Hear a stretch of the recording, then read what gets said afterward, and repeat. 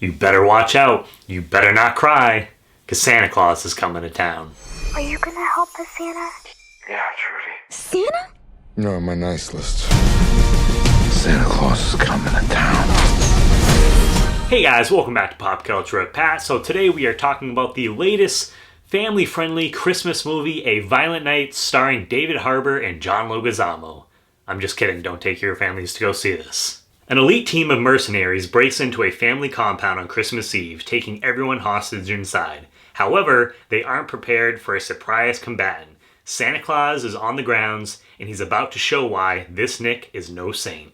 So basically, Violent Night, you have this family that's getting together to celebrate the holidays, but the main reason that they're really getting together here is because the brother and sister are trying to convince the mother of when she's gone who deserves to inherit all the money that she has. So yes, for the most part, this film is filled with a lot of really kind of unlikable, douchey characters, except for a couple. The little girl, Trudy, and then her mother, I would say, are probably the two that are actually decent people. So then you have John Leguizamo, who he breaks into this house with his team of mercenaries, and they're trying to steal the fortune because they think that there's it's like $300 million that's in one of the vaults in this house. So their goal is to get that. And meanwhile, while they're breaking in, Santa Claus, played by David Harbour, is making his rounds, and he just happens to be at this house. Well, as he's about to leave, he realizes that Trudy is one of the kids that's on his nice list. So he goes on a mission to save her and the rest of her family from these bad guys, basically. That's the plot of the film. And David Harbour as Santa Claus in this movie is great. What an excellent casting choice. Definitely one of my favorite parts about the film for sure. You can just tell that he had a lot of fun with this role. So when the movie opens up, you can tell that this Santa Claus, he's definitely seen some shit. He's been around for a while, and he's actually talking to another Santa Claus in this bar, and he's just explaining that he's, getting sick and tired of people basically getting greedier and greedier each year. So this movie actually does have some kind of a message to it too, which was kind of surprising.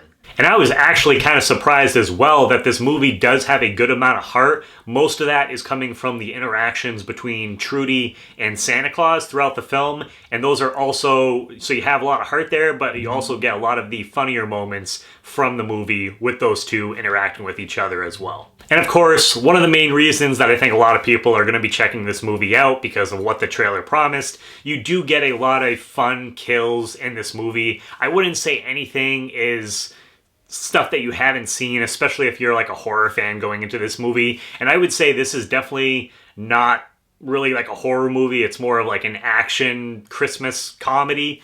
So go into it kind of expecting that. So the kills are nothing really too crazy, but there are two in this film that my personal favorite. One involving a Christmas tree topper, the star that's on top, kills someone involving that.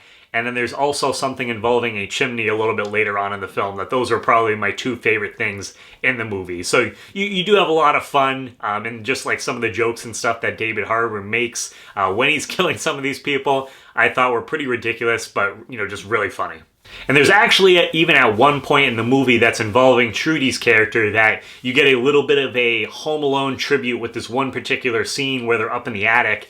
And personally for me, I really dug that because Home Alone, both 1 and 2, are some of my favorite Christmas movies that I have to watch every year for the holiday. So it was nice, and I think they did a really good job of paying tribute to that movie. So that was a lot of fun as well. Overall, there's a good amount of cheesy fun to be had with Violent Night, and David Harbour really delivers as his portrayal of Santa Claus in this film. And to get the best viewing experience, I think you should certainly check this out with a group of friends. I went with a group of my friends, and we were laughing quite a bit throughout the film. So I think that'll definitely be your best experience. Just go in there expecting a fun, cheesy, over-the-top Christmas movie, and I think that you'll enjoy this one overall. So as far as the score goes, I'm going to give this thing a 7.5 out of 10. I definitely really enjoyed it. Would I say it's like one of my favorite Christmas movies ever?